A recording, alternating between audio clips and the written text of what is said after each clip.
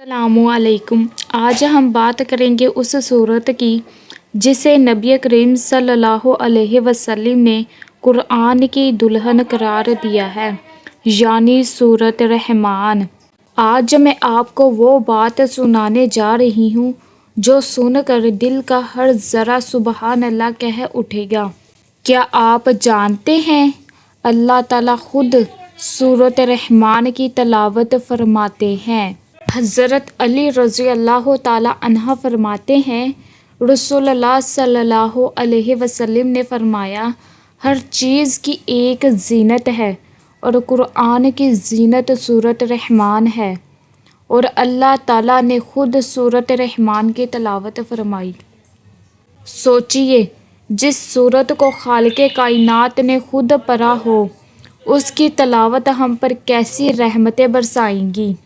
सूरत रहमान में बार बार एक जुमला आता है,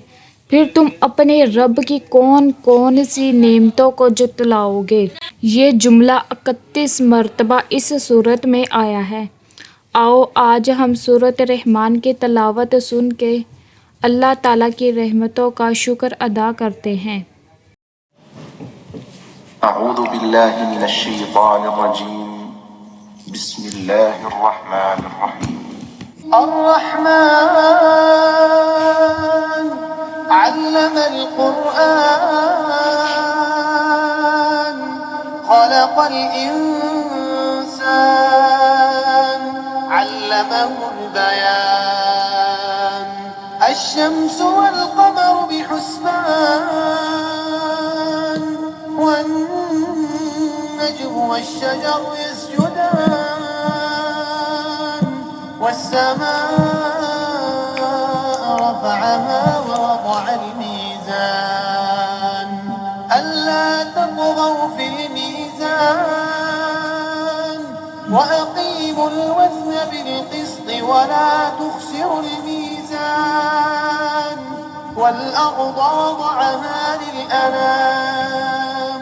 فيها فاكهة والنخل ذات الأكمام والحب ذو العصف والريحان فبأي آلاء ربكما تكذبان خلق الإنسان من صلصال كالفخار وخلق الجن من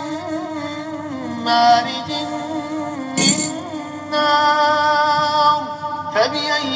آلاء ربكما تكذبان رب المشرقين ورب المغربين فبأي آلاء ربكما تكذبان مرج البحرين يلتقيان بينهما برزخ لا يبغيان فبأي آلاء ربكما تكذبان يخرج منهما اللؤلؤ والمرجان فبأي آلاء ربكما تكذبان وله الجوار المنشآت في البحر كالأعلام فبأي آلاء ربكما تكذبان كل من عليها فان ويبقى وجه ربك ذو الجلال والإكرام فبأي آلاء ربكما تكذبان يسأله من في السماوات والأرض كل يوم هو في شأن فبأي آلاء ربكما تكذبان سنفرغ لكم أيها الثقلان فبأي آلاء ربكما تكذبان يا معشر الجن والإنس استطعتم أن تنفذوا من أقطار السماوات والأرض فانفذوا لا تنفذون إلا بسلطان فبأي آلاء ربكما تكذبان يرسل عليكما شواظ من نار ونحاس فلا تنتصران فبأي آلاء ربكما تكذبان فإذا انشقت السماء فكانت وردة كالدهان فبأي آلاء ربكما تكذبان فيومئذ لا يسأل عن ذنبه إنس ولا جان فبأي آلاء ربكما تكذبان يعرف المجرمون بسيماهم فيؤخذ بالنواصي والأقدام فبأي آلاء ربكما تكذبان هذه جهنم التي يكذب بها المجرمون يطوفون بينها وبين حميم آن فبأي آلاء ربكما تكذبان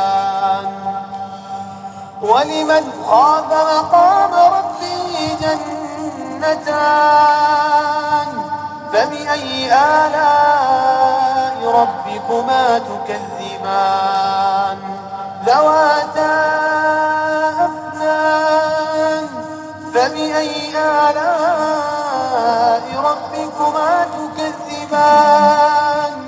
فيهما عينان تجريان فبأي آلاء ربكما تكذبان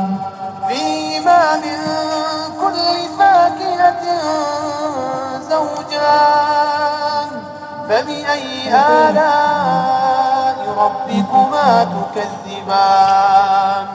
متكئين على فرش بطائنها من استبرق وجنى الجنتين دان فبأي آلاء ربكما تكذبان فيهن قاصرات الطرف لم يطمثهن إنس قبلهم ولا جان فبأي آلاء ربكما تكذبان كأنهن الياقوت والمرجان فبأي آلاء ربكما تكذبان هل جزاء الإحسان إلا الإحسان فبأي آلاء ربكما تكذبان ومن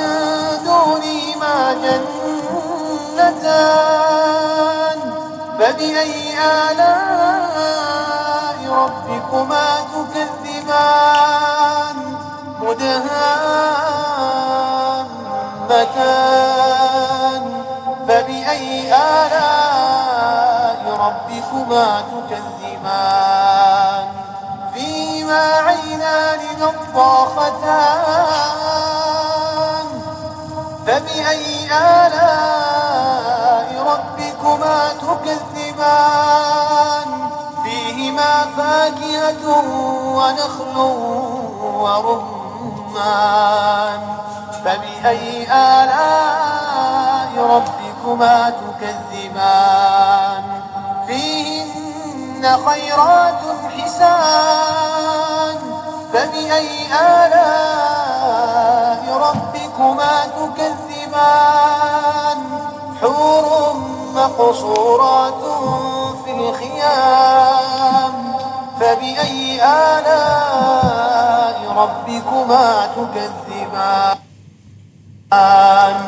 لم يطمثهن إنس